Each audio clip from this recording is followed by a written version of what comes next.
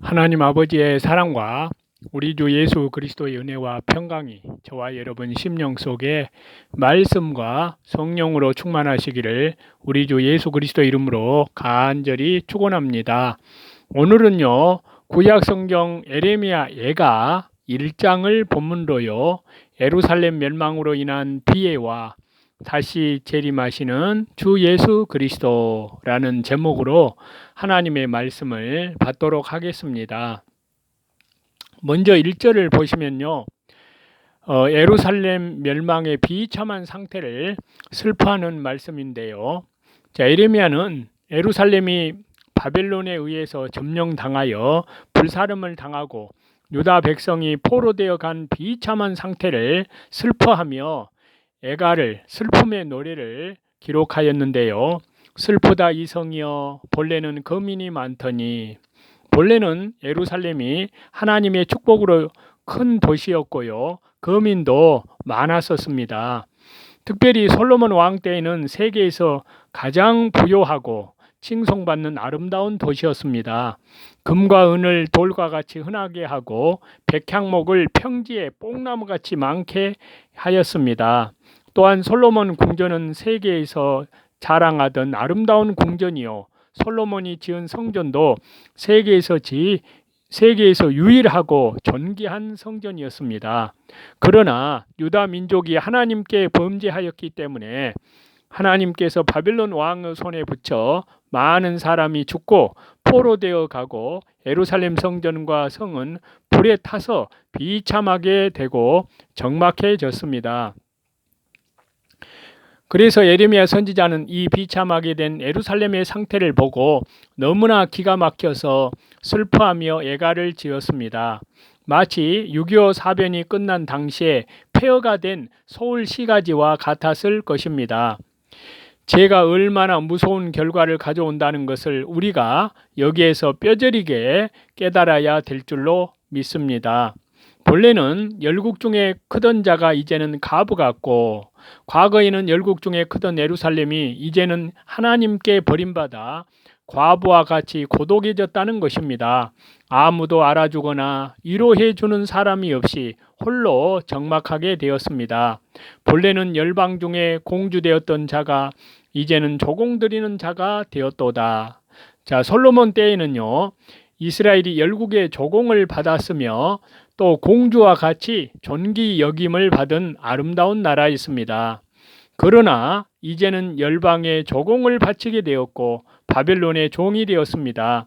하나님의 백성이 하나님께 범죄하면 이와 같이 종이 되어서 조공을 드리는 자가 되는 것입니다. 2절인데요. 에레미야 선지자가 예루살렘이 비참하게 된 것을 보고 슬퍼하고 괴로워서 밤새도록 눈물을 흘리며 애곡하였습니다. 사랑하던 자 중에 위로하는 자가 없고, 유다가 과거에는 다른 나라들과 서로 사랑하며 통상하며 상부상조하였습니다. 그러나 패망한 후에는 그 친하던 모든 나라들이 사정없이 배신하고 떠났습니다. 성도가 하나님의 은혜 가운데 거할 때는 친구도 많고 도와주겠다는 사람도 많이 있습니다. 그러나 하나님께 범죄하여 망한 다음에는 과거의 친구도 다 떠나버리고 위로해 주는 자나 도와주는 자가 아무도 없게 되고 다 온수같이 됩니다. 잘 될 때는 친구가 많고 선물을 가져오는 사람도 많고 사랑해 주는 자도 많지만, 일단 망한 다음에는 사랑하던 자가 멀리 떠나고 친구가 온수가 되고 찾아가면 다 돌아서고 멸시합니다. 그러므로 자신이 하나님께 올바로 서고 믿음을 잘 지켜서 하나님의 은혜 가운데 사는 것이 가장 중요한 것입니다. 3절입니다. 하나님께서 유다 백성을 온수의 손에 붙이니까요, 온수가 쫓아와 좁은 길 막다른 곳으로 쫓겨 오갈 데 없기 때문에 사로잡혀 종살이하게 되었다는 것입니다. 4절인데요. 시온의 도로가 처량하며, 여기서 시온은 예루살렘을 가리킵니다. 전에는 예루살렘에 하나님께 예배 절기를 지키러 올라가는 사람이 많아서 도로가 붐비고 크게 웅성거렸지만, 이제는 유다가 패망하여 시온의 도로가 처량해졌습니다. 절기를 지키러 올라가는 사람도 없고 내려가는 사람도 없고 하나님께 제사, 신약 시대로 말하면 예배를 드리는 사람도 없어져서 너무도 황적한 곳이 되었습니다. 유다 백성들이 전에 하나님께 제사를 드리느라고 예배를 드리느라고 많은 사람들이 시온의 길에 왕래하며 단 마음으로 하나님께 바치던 그 때가 가장 복 있는 때였습니다. 그러나 그들이 하나님의 말씀을 잘 지키지 못하고 교만하고 우상을 섬기고 형식적으로만 의식적으로만 제사를 드렸기 때문에 하나님의 징계가 내려와 이제는 그 길이 다 황폐하여졌습니다. 오늘날도 예배 드리러 교회당에 나가는 일, 또 복음 사경에 참석하러 가는 길, 또 기도하러 가는 길, 교회에 섬기는 일로 봉사하는 일로 인해 많은 사람이 길에 넘치도록 웅성거리는 때가 가장 복 있는 때입니다. 또 해마다 복음 사경회 할 때 붐빌 때가 그리워지는 그러한 때입니다. 이것을 싫어하면 예루살렘 성이 황폐해진 것처럼 하나님의 심판이 와서 황폐해집니다. 그때에는 예배를 드리러 가지도 못하고 기도하고 싶어도 기도할 시간이 없고 가서 기도할 곳도 없게 됩니다. 그러므로 기도할 수 있을 때 기도하고 봉사할 수 있을 때 봉사하며 믿는 일을 신앙생활을 할 수 있을 때에 힘써 해야 됩니다. 제사장들이 탄식하며 성전이 불에 타고 제사하는 사람이 없어졌기 때문에 제사장들이 탄식하게 되었습니다. 처녀들이 근심하는 것은 많은 청년들이 죽었고 마침내 그들도 권고를 당하게 될 것이기 때문입니다. 5절인데요. 저의 대적이 머리가 되고 저의 원수가 형통함은 유다가 패망함에 대적되는 바벨론 사람들이 유다 사람의 머리가 되었고 그 원수가 형통하였다는 말씀입니다. 바벨론 사람이 유다에 와서 두목이 되어 자기들에게 유익하도록 정치를 하기 때문에 그들이 형통하게 되었습니다. 성도가 하나님께 범죄하면 세상 사람들에게 짓밟혀서 그들의 종이 되고 조롱거리가 됩니다. 일제시대 때 일본 사람이 한국을 지배하여 일본에게 유익하도록 정치를 하기 때문에 토지도 산림도 철도도 또 기업체를 다 빼앗아 일본인 소유로 하였습니다. 또한 학교장, 경찰서장, 은행장 등 우두머리들은 다 일본 사람이었습니다. 어린 자녀들이 대적에게 사로잡혔도다. 유다 백성이 죗값으로 망함에 그들의 자녀들까지 끌려가 비참하게 종살이를 하였다는 말씀입니다. 6절인데요. 처녀 시온은 사랑받고 기여금 받으며 평안하게 지내던 예루살렘 성을 가리킵니다. 그렇게 아름답고 귀하며 평안하던 예루살렘의 영광이 이제는 다 떠나갔습니다. 저의 목백은 유다의 지도자들을 가리키는데요. 그들은 꼴을 먹지 못하여 힘이 없는 사슴이 그 쫓는 자 앞에서 힘없이 달리는 것처럼 무력해져서 가련한 신세가 되었다는 것입니다. 7절인데요. 예루살렘이 환난과 또한 핍박을 당하는 날에 엄청난 환난을 당하는 날에 옛날에 모든 즐거워하던 것이 생각났습니다. 원수에게 점령당하여 환난과 고난과 궁핍을 당하여 곤고한 때의 과거에 어떻게 신앙생활을 하였으며 어떻게 복되게 살았는가를 생각해 봅니다. 전에 하나님을 섬기면서 은혜와 복을 누리던 것을 추억해 보면 지금 상태가 너무도 비참하게 되었다는 말씀입니다. 옛날에는 유다 백성들이 공주와 같은 존귀한 생활을 하였는데 지금은 가장 비참하게 되어 종살이하고 죽을 지경에 빠져 있다는 말씀입니다. 옛날에는 하늘나라, 하나님 나라 본국에서 사는 것과 같고 지금은 땅속에 들어가서 사는 것과 같습니다. 죄의 값은 이렇게 비참한 결과를 가져옵니다. 사람들이 대개 좋은 때가 지나고 환난과 곤고한 날이 와야만 전날의 좋은 때를 추억합니다. 그러므로 성도는 하나님께서 좋은 환경을 주셨을 때 감사하며 충성하고 하나님을 잘 섬겨야 하고 하나님 나라와 복음을 위해서 살아야 될 줄로 믿습니다. 하나님께서 그 좋은 환경을 연장시켜 주십니다. 그렇게 살 때 그렇습니다. 재물도 하나님을 위해서 쓰지 않고 자기를 위해 쌓아놓으면 환란이 들어올 때 하루아침에 다 없어집니다. 유다 백성들이 죗값으로 대적의 손에 빠졌지만 그것을 보고도 도와주는 자가 없고 그 대적들은 백성을 보고 비웃었습니다. 전에 친구 되었던 자는 배반하고 물러갔습니다. 하나님께서 도와주시지 않으면 아무도 도와줄 자가 없다는 말씀입니다. 8절인데요. 적신을 보고 업신여기며 예루살렘이 전에 하나님의 축복으로 은혜 가운데 있을 때에는 모든 사람들이 존경하고 높이 받들었지만 하나님 앞에 범죄하여 창녀처럼 더러워졌기 때문에 하나님께서 벌하실 때는 뻘거벗은 적신이 되었다는 말씀입니다. 그것을 보고 모든 사람들이 멸시하였습니다. 9절인데요. 저의 더러움이 그 치마에 있으나 이것은 음행죄를 범한 것을 가리키는데요. 이스라엘이 육신의 음행죄도 지었고 우상 섬기고 세상과 벗대는 영적 음행을 많이 범했습니다. 결국을 생각지 아니하며 음행할 때는 망할 줄을 알지 못하고 그 죄를 범합니다. 그 결과가 비참하게 될 줄을 모르고 음행의 즐거움에 미혹되어서 그 죄를 범합니다. 오늘날도 성도가 하나님의 말씀을 떠나서 돈을 하나님보다 더 사랑하고 세상과 짝하는 것은 다 음행하는 죄입니다. 반드시 망할 것입니다.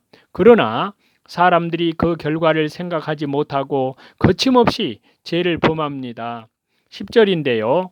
바벨론 군인들이 예루살렘 성전에 들어가 거기에 있는 금과 은과 보물을 약탈해 갔습니다.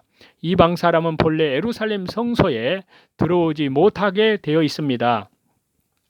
그런데 이방 사람 예루살렘 성전에 들어와 거기에 있는 보물들을 다 빼앗아 간 것은 하나님을 섬기는 백성들에게는 가장 마음 아픈 일입니다. 11절인데요.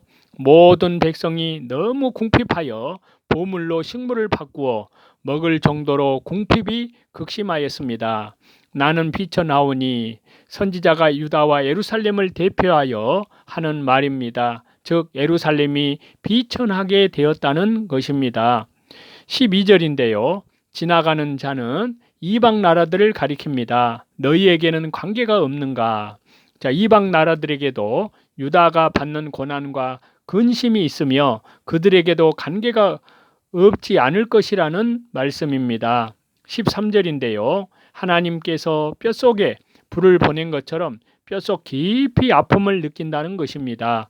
또 그물에 걸린 금수처럼 어찌할 수 없고 고저간 중에서 종일 곤비함을 당하게 되었다는 것입니다.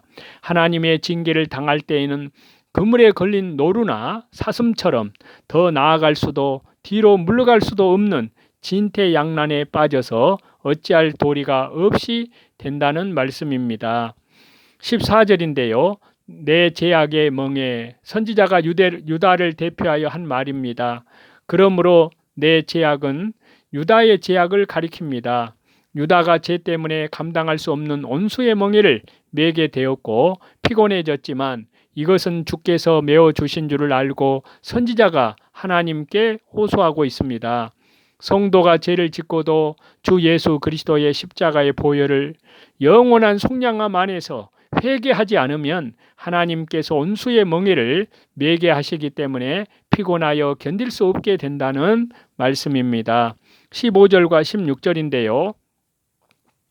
내 지경한 모든 용사를 없는 것 같이 여기시고 유다 백성이 하나님을 의지하지 않고 무기나 자기의 군대들을 의지하고 나갔기 때문에 하나님께서 강한 온수를 보내어 유다를 치게 하시기 때문에 유다의 용사들이 아무 힘을 쓰지 못하여 없는 것과 같이 되었다는 말씀입니다.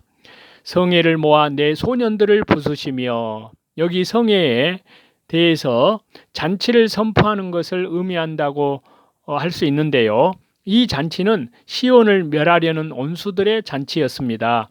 원수들이 그 잔치를 끝마치고 예루살렘의 소년들을 쳐 부수었고 포도를 술틀, 포도즙 짜는 틀에 넣고 발로 밟는 것처럼 처녀 같은 순진한 유다를 짓밟았습니다.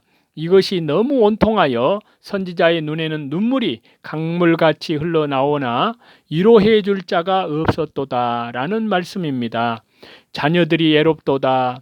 유다 백성이 애롭게 되었다는 것입니다. 하나님께서 징계하실 때에는 도와주는 자가 없고 위로해 주는 자도 없다는 말씀입니다. 17절인데요. 시온이 두 손을 폈으나 무엇인가 붙잡고 어려운 가운데서 나오려고 도움을 구하지만 도와줄 자가 없고 오히려 불결한 사람으로 취급받아 버림을 받게 된다는 것입니다. 18절인데요. 여호와는 의로우시도다. 유다는 죄값으로 징계받는 것이 마땅하며 심판하시는 여호와는 의롭다는 것입니다. 그래서 시편 51편에요. 내가 주께만 범죄하여 주의 목전에 악을 행하였사오니 주께서 말씀하실 때에 의로우시다 하고 판단하실 때에 순전하시다 하리이다 라고 말씀하고 있습니다. 다윗이 자기를 징계하시는 주님은 의로우시다고 고백하는 것입니다. 우리가 징계받을 때 왜 내게 이런 고난이 오는가? 다른 사람은 다 잘 되는데 나는 왜 이런 고난을 당해야 하는가? 불신자도 회개치 않는 자들도 저렇게 잘 되는데 성도가 왜 이런 고난을 당하는가 하고 생각하는 것은 아직도 깨닫지 못하는 증거입니다. 오히려 자기 죄를 깨닫고 징계에 대해 마땅하게 여기고 하나님께서 사랑하시는 자에게 더 좋은 것을 주시려고 징계를 하시는 것으로 알고 하나님의 공의와 사랑에 감사해야 될 줄로 믿습니다. 나의 처녀와 소년들이 사로잡혀 갔도다. 유다의 많은 남녀 소년들이 적에게 바벨론에게 사로잡혀 갔습니다. 오늘날에도 많은 젊은이들이 마귀에게 사로잡혀 마귀의 종이 되어 있습니다.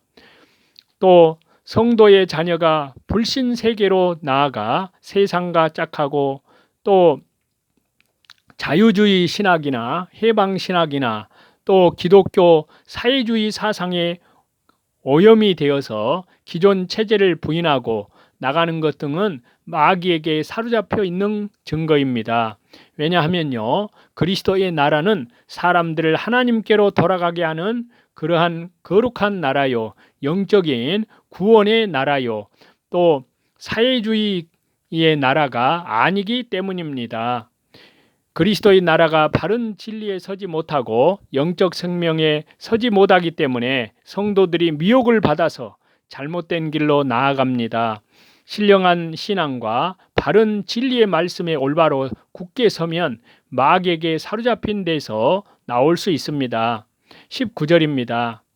내가 내 사랑하는 자를 불렀으나 이스라엘이 애굽을 불렀다는 것입니다. 애굽이 유다를 도와준다고 약속하였지만 유다가 위급하게 되었을 때 도와주지 않았습니다. 사랑하는 자가 도와주는 것도 잘 될 때 도와줍니다. 어려움을 당할 때는 못 본 채 하고 다 달아납니다. 제사장들과 장로들은 소성시킬 식물을 구하다가 성중에서 기절하였도다. 제사장들과 장로들은 환난의 때 국민을 위하지 않고 자기들의 목숨을 위하여 식물을 구하는 데만 급급하였습니다. 그래도 식물을 구하지 못하여 성중에서 기절하였습니다. 그럴 때 백성들이야 얼마나 더 궁핍했으며 곤고했겠습니까? 이와 같이 환난 때에는 영적 양식을 구할 수도 없고 마지막 우리 주님 재림이 가까이 왔을 때는 영적인 양식이 다 끊어진다고 아모스 8장에 말씀하고 있습니다. 제사장들과 장로들에게는 영을 소생시킬 수 있는 영적인 양식이 언제나 있어서 이것을 백성들에게 나누어 주어 살려 나아갑니다. 그렇지 못하면 자신과 백성들이 모두 기진하게 되는 것입니다.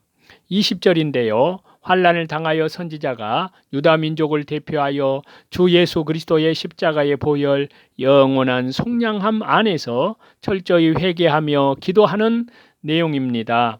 환난 때에 낙심하거나 원망하지 않고 죄를 깊이 찾아서 나의 패역이 심히 크미니이다 라고 회개하는 것이 사는 길입니다.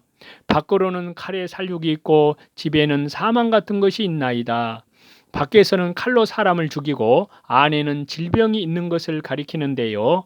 이런 때에 죄를 찾아 하나님께 주 예수 그리스도의 십자가의 보혈, 영원한 속량함 안에서 철저히 회개하며 부르짖는 것이 사는 길입니다. 아무리 큰 환난이 와도 소망을 가지고 하나님께 부르짖으면 하나님께서 반드시 건져 주십니다. 21절인데요. 유다 백성의 재앙 중에 탄식하는 소리를 듣고도 위로할 자가 없고 오히려 원수들이 유다의 재앙을 기뻐하였다는 말씀입니다. 주께서 반포하신 날을 이르게 하시리니 원수를 심판할 날이 이른다는 것입니다. 저희가 나와 같이 되겠나이다. 유다와 같이 재앙을 당하게 된다는 것입니다. 하나님의 백성이 망하는 것을 기뻐하면 그 사람을 하나님께서 반드시 심판하십니다. 예루살렘이 망할 때 두로와 암몬 자손이 아하 좋다 하다가 그들이 망했습니다. 22절인데요.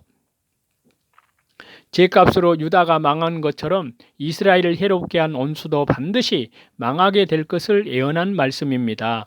원수는 하나님의 교회가 비참하게 되고 망하는 것을 보고 기뻐하지만 하나님께서 그 원수들을 반드시 심판하십니다.